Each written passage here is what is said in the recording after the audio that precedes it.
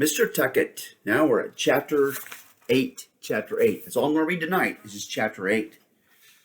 They left early the next morning. Francis would have liked to stay on for a few more days, but Mr. Grimes saddled his big sorrel gelding just after coffee with the air of a man who has somewhere to go.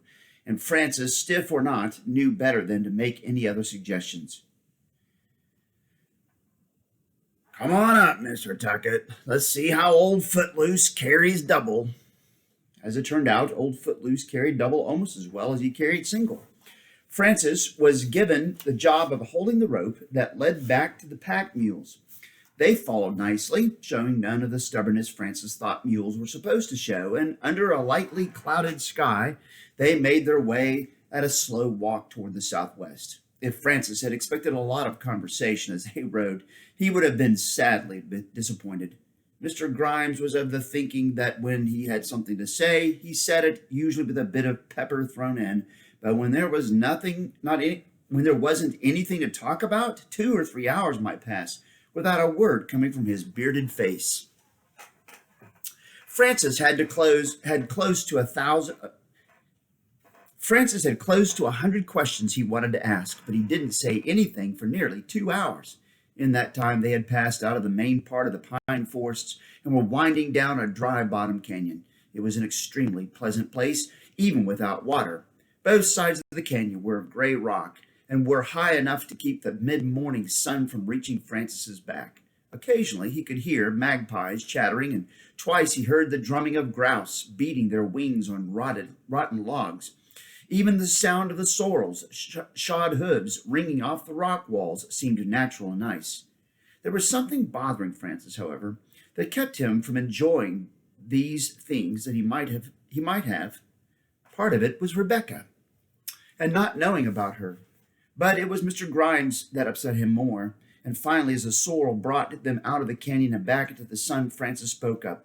Mr. Grimes, how is it that you're so friendly with the Pawnees? I mean, with Braid having caused you to lose your arm and all, I would think you'd be downright mad, or at least not friendly enough to bring them powder and lead. Mr. Grimes snorted, and Francis could see the mountain man's back jerk as he began to laugh. Honestly, Mr. Tucket, you do ask the mulish questions, don't you?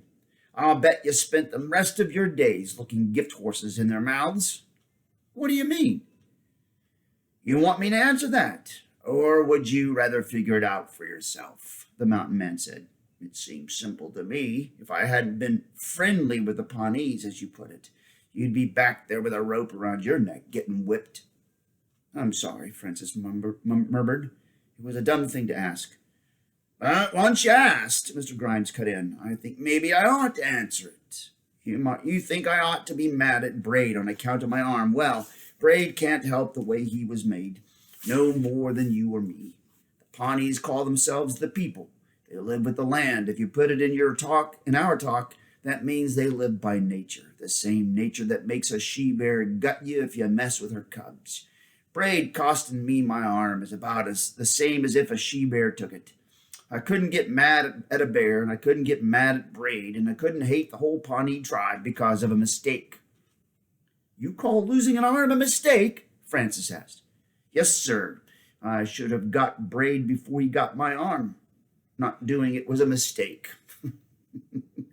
How can you talk about killing Braid when you don't hate him or aren't even mad at him? Now be careful, Mr. Tucket. Asking a question is one thing, even when it's a dumb question, but now you're picking, and picking is what St. Louis city folk do. No, I meant it. In the wagon train and at Braid's village, I fought a lot, but I couldn't really fight unless I got good and mad. Now you make it all sound so cool and calm, I just don't understand, that's all. Mr. Grimes laughed. Let me put it another way. I live by trapping mostly beaver. Sometimes I trap on Pawnee land, sometimes not. When I do trap on Pawnee land, it figures that I'd want to do it without getting my hair lifted, so I bring them something they need, powder and lead, and I don't get mad. I get something, beaver pelts, and the Pawnees get something. We all stay happy. Well, maybe not happy, but alive. Francis couldn't help himself.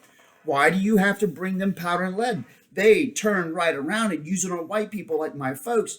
That doesn't seem right to me. Francis felt the trapper stiffen in the saddle. He bit his tongue and thought that he fully deserved getting knocked on the ground and left for the Indians. Gradually, the stiffness went away. Without turning and in a dead, even voice, Mr. Grimes said, I guess we'd better ride quiet for a while.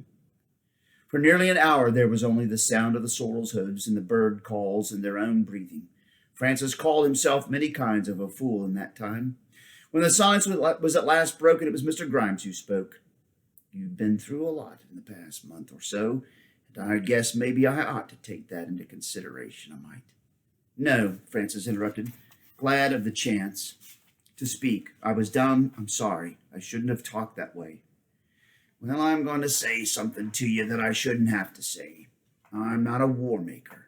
I don't want to kill Pawnees, and I don't want to kill whites. If they want to kill each other, that's something else again. I ride right down the middle, and if my powder and lead is used to kill whites, I'm sorry. But it's not my fault. That same powder and lead would kill a lot of buffalo and antelope, and that's how most of it is used. Some mountain men and traders bring the Indians whiskey. If you want to pick yourself a real fight, you go after those men. But I didn't mean, and don't come clawing at me. I've killed a few Indians in my time, and I'll probably kill a few more. I may even put Braid under someday, or he may kill me. But you can make money on this. If I do kill Braid, it won't be because he has something I want, like land. I'll leave that to the farmers, your people. And that's the last I want to hear about it. He quit talking as suddenly as he'd begun. Again, the silence was thick and painful. There was nothing Francis could say, and he knew it, and the knowledge made him even sadder. Mr. Grimes, he asked, where are we going?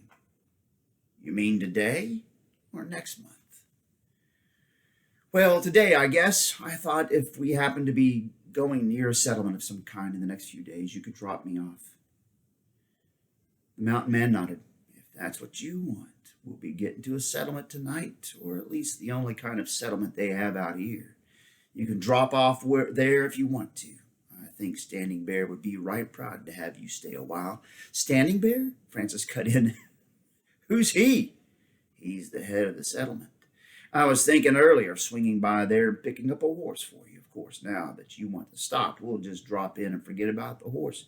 What kind of a settlement is it? Well, it's not really a settlement, more like what you'd call a camp. Out here, we call it something else. What do you call it? A village, the mountain man answered, chuckling.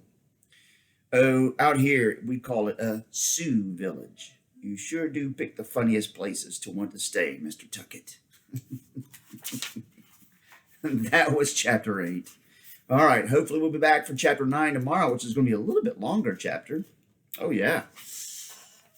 See you then. Bye.